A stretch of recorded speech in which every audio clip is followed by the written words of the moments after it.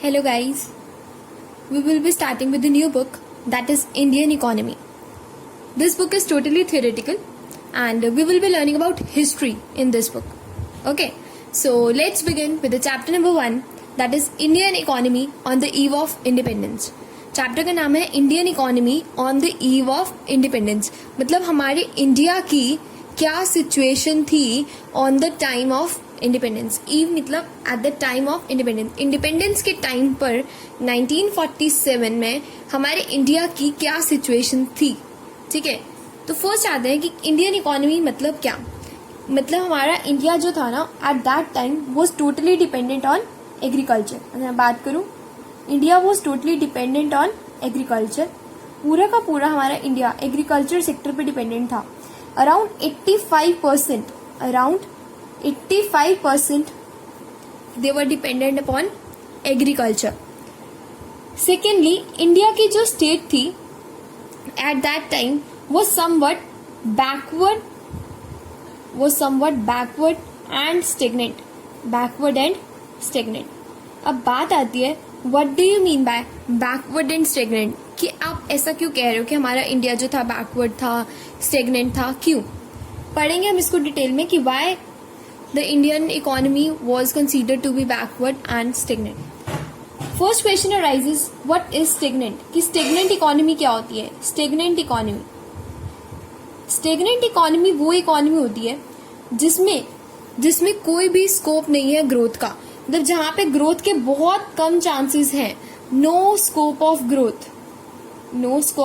Growth, कि कोई chance नहीं है ग्रोथ का और डेवलपमेंट में. ये भी कह सकते हो डेवलपमेंट.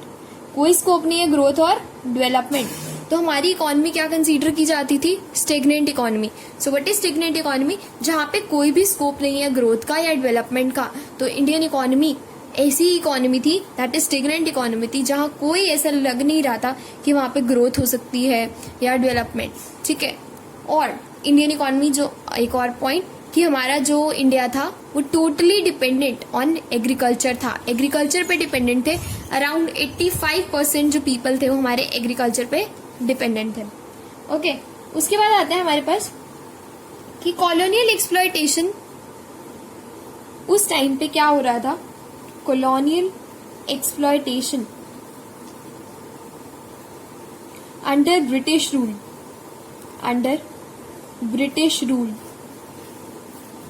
देखो, जब ब्रिटिशर्स का राज था ना तो वो क्या कर रहे थे. फर्स्ट आता है कॉलोनियल एक्सप्लॉयटेशन. क्या होता है कॉलोनियल एक्सप्लॉयटेशन, मतलब जब किसी का राज शासन होता है तो वो दूसरी इकोनॉमी को, दूसरी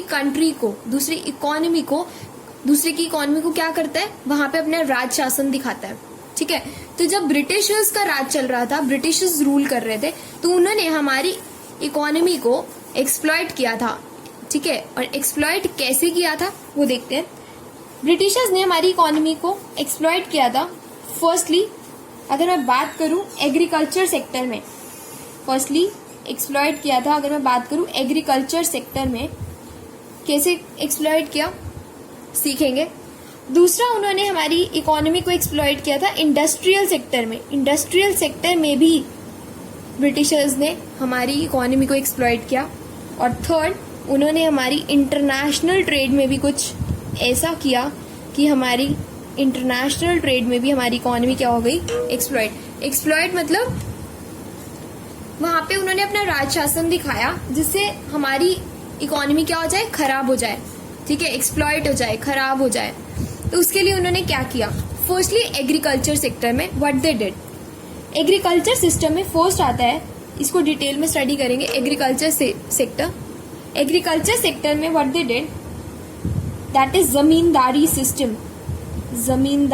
सिस्टम, या फिर हम इसको एक और बात कह देते हैं, सिस्टम ऑफ लैंड रेवेन्यू. क्या कह देते हैं, सिस्टम ऑफ लैंड रेवेन्यू. इसमें क्या होगा, सिस्टम, जमींदारी सिस्टम और system of land revenue. In this what will happen.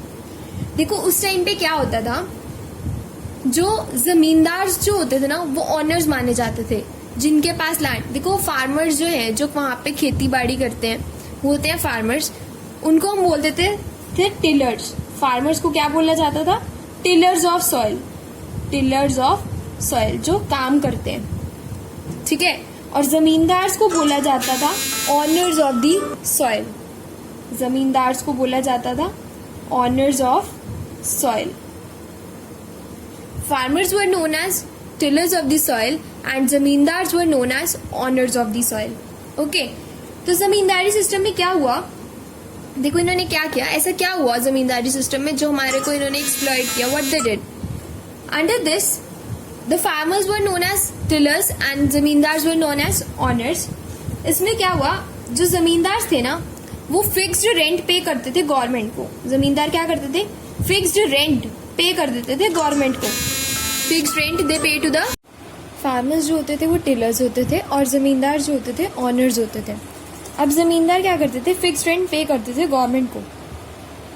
Fixed rent पे कर देते थे गवर्नमेंट को, और इससे क्या होता है, जैसे हम टैक्स पे करते हैं तो हमें बदले में कोई ना कोई बेनिफिट्स मिल जाते हैं ना, ऐसे ही जमींदार क्या करते थे, रेंट पे कर देते थे गवर्नमेंट को, और बदले में उनको कोई गवर्नमेंट कुछ कहती नहीं थी, और वो जितना मर्जी चाहे फार्मर्स से काम निकलवा सकते थे, जितना मर्जी फार्मर्स को एक्सप्लॉइट कर सकते थे, कर लेते थे कि ये क्रॉप्स इतनी होनी चाहिए, और बदले में उनको सिर्फ इतना दिया जाता था, that is minimum for survival.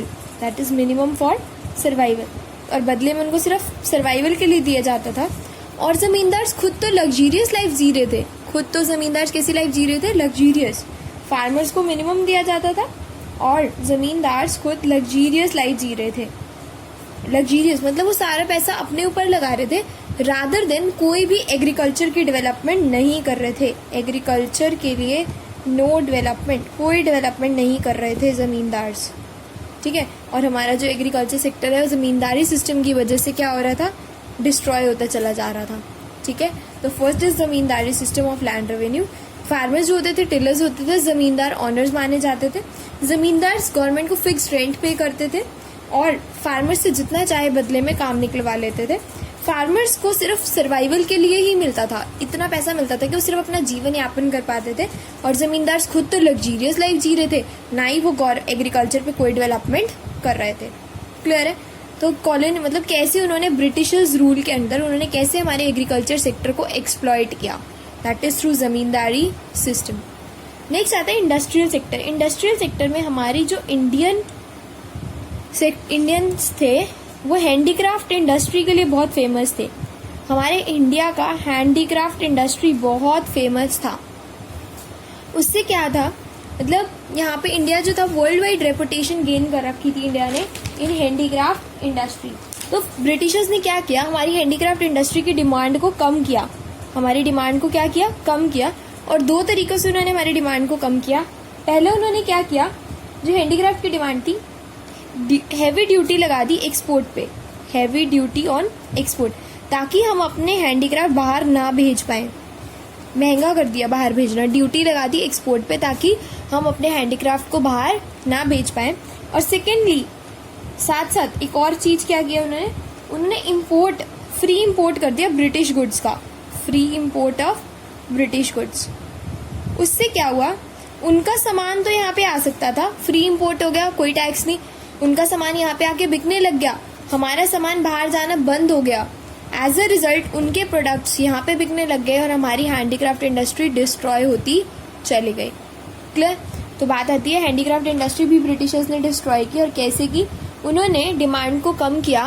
कैसे, हैवी ड्यूटी लगा दी एक्सपोर्ट्स पे ताकि हम एक्सपोर्ट ना कर पाए गुड्स का, और साथ ही साथ free import of finish goods कि हम यहाँ ब्रिटिशर्स की गुड्स यहाँ पर ला पाए, और यहाँ पे उनके गुड्स ही फ्लरिश होने लग गए और हमारी हैंडीक्राफ्ट इंडस्ट्री धीरे धीरे क्या होने लग गई, खत्म होने लग गई।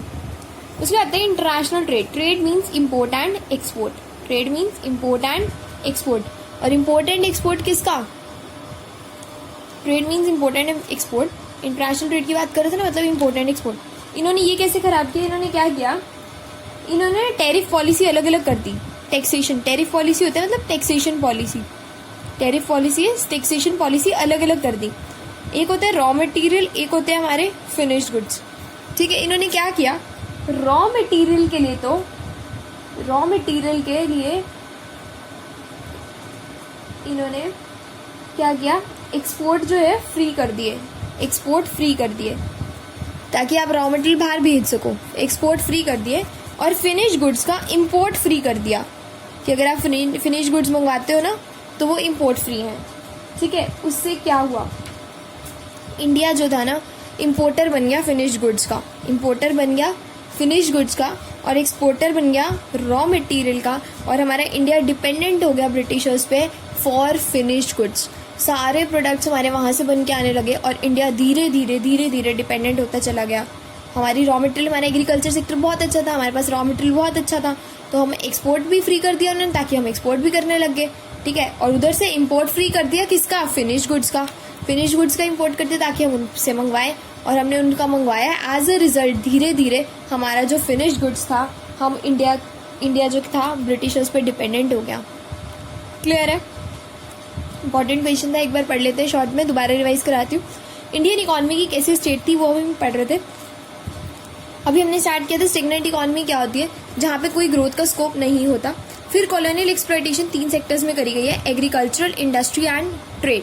एग्रीकल्चर में उन्होंने कहा जमींदारी सिस्टम चला के रखा। उन्होंने बोला जो फार्मर्स थे वो क्या थे, टिलर्स ऑफ द सॉइल, और जमींदार जो थे ऑनर थे, वो फिक्स रेंट गवर्नमेंट को पे करते थे, और फार्मर्स को तो सिर्फ इतना मिलता था कि वो सिर्फ सर्वाइव कर पाए। और जमींदार्स क्या करते थे, अपनी लग्जरियस लाइफ जी रहे थे और कोई एग्रीकल्चर की डेवलपमेंट नहीं कर रहे थे, और हमारा एग्रीकल्चर सेक्टर खराब होता चला गया। सेकेंडली हमने पढ़ा इंडस्ट्रियल सेक्टर में भी हमारी इंडस्ट्री, हैंडीक्राफ्ट इंडस्ट्री इंडिया की बहुत फेमस थी, वर्ल्ड वाइड रेपुटेशन थी। ब्रिटिश ने हमारी उसकी भी डिमांड को कम कर दिया, और कैसे किया, एक्सपोर्ट पे ड्यूटी लगा दी ताकि हम एक्सपोर्ट ना कर पाए, और साथ ही साथ ब्रिटिशर्स गुड का इम्पोर्ट फ्री कर दिया ताकि हम ब्रिटिशर्स की गुड्स यहाँ पे आके फ्लरिश करने लग जाए। ट्रेड आता है इम्पोर्ट एंड एक्सपोर्ट किसका, रॉ मटेरियल और फिनिश गुड का। रॉ मटेरियल एक्सपोर्ट फ्री और फिनिश गुड्स को इम्पोर्ट फ्री कर दिया ताकि हम क्या करें, फिनिश गुड्स पे हम इंडिया जो था डिपेंडेंट होता चला गया। इसलिए उस टाइम उन्होंने हमारी इकोनॉमी को कॉलोनियल एक्सप्लॉयटेशन की वजह से हमारी इकोनॉमी क्या होती चलेगी, backward as well as stagnant, पीछे होती चलेगी। बैकवर्ड मीन्स पिछड़ी हुई इकोनॉमी पीछे होती चलेगी, और स्टेगनेंट मतलब कोई ग्रोथ का स्कोप नहीं दिख रहा था। क्लियर?